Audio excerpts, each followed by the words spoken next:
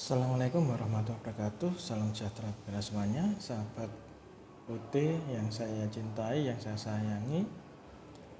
Mengenai pemeriksaan pajak, maka kita harus melihat apa yang menjadi latar belakangnya. Karena dalam sistem ketentuan umum perpajakan itu kita juga melihat self-assessment system sebagai suatu sistem pemungutan pajak. Oleh karenanya, treatment di dalam sistem perpajakan itu dikaitkan dengan kegiatan pemeriksaan pajak. Bagaimana mekanismenya? Maka kalau kita mengetahui mekanisme pengawasan assessment system, maka harus ada penelitian secara formal melalui surat tagihan pajak atau STP ataupun SKP PKP.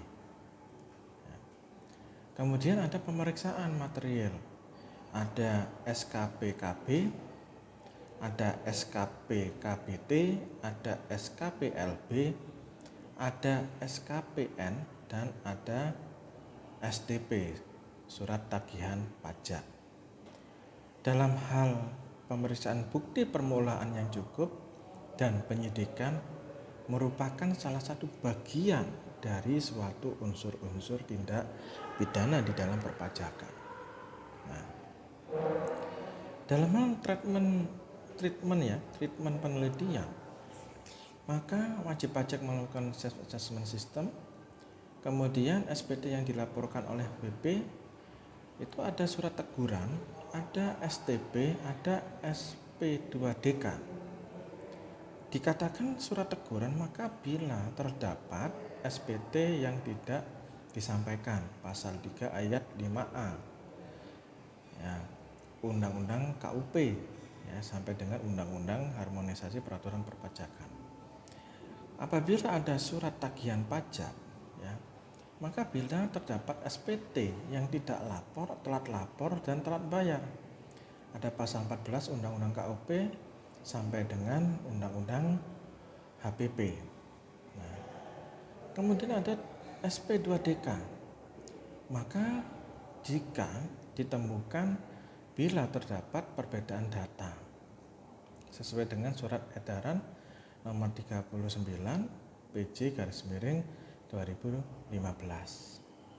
Sehingga ketika ada SP2DK, maka jika WP itu benar, maka kasus itu ataupun pemeriksaan itu sudah lengkap, dikatakan sudah case close. Jika masih ada fiskus yang benar atau petugas pajak ini benar dan ada yang dilakukan pembetulan, maka perlu dibetulkan. Artinya WP harus membetulkan data perpajakannya. Nah, dalam treatment pemeriksaan, tentu bila wajib pajak tidak melakukan ya, pembetulan ataupun terdapat potensi pajak yang belum dipenuhi oleh wajib pajak, ada SKP KB jika ada pajak yang belum dibayar atau surat ketetapan pajak kurang bayar, ada SKP KBT ya, bila ada pajak yang belum dibayar dan ada pemeriksaan ulang. Ada juga SKPLB, ada yang lebih bayar ya, surat ketetapan pajak lebih bayar yang nanti dikembalikan ke wajib pajak. Ada SKPN yang mana pajak yang telah dibayarkan itu sesuai dengan pemeriksaan dilanjutkan. Ada pengungkapan ketidaksesuaian pemeriksaan itu, pasal 8 ayat 4 KUP. Nah, kemudian ada penghapusan NPWP atau pencabutan PKP dan lain-lain. Ini ada pemeriksaan dengan tujuan yang lain. Misalkan ada yang meninggal dunia.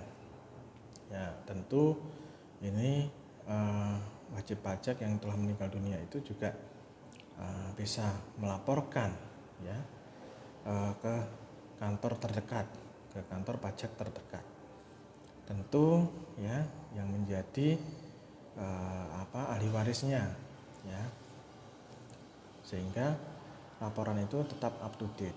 Kemudian jika terdapat indikasi pidana, maka pemeriksaan ditangguhkan dilanjutkan dengan bukti permulaan yang cukup. Ini sudah tindak pidana perpajakan. Nah, dengan hal inilah konsep dasar dari pemeriksaan adalah bagaimana kita mengenal proses pemeriksaan, ada kewajiban dan wewenang pemeriksa, ada hak dan kewajiban wajib pajak, ada jangka waktu pemeriksaan, bahkan pembahasan oleh tim Quality Assurance QA, dan pengujian oleh pemeriksa dengan melakukan metode pemeriksaan langsung maupun tidak langsung, dengan teknik pemeriksaan, dan bagaimana cara menghadapinya. Maka hal yang mendasar di benak wajib pajak ketika dilakukan pemeriksaan pajak, kenapa perusahaan saya diperiksa pajak? Dan pemeriksaan pajak hal yang biasa dilakukan, siapa takut?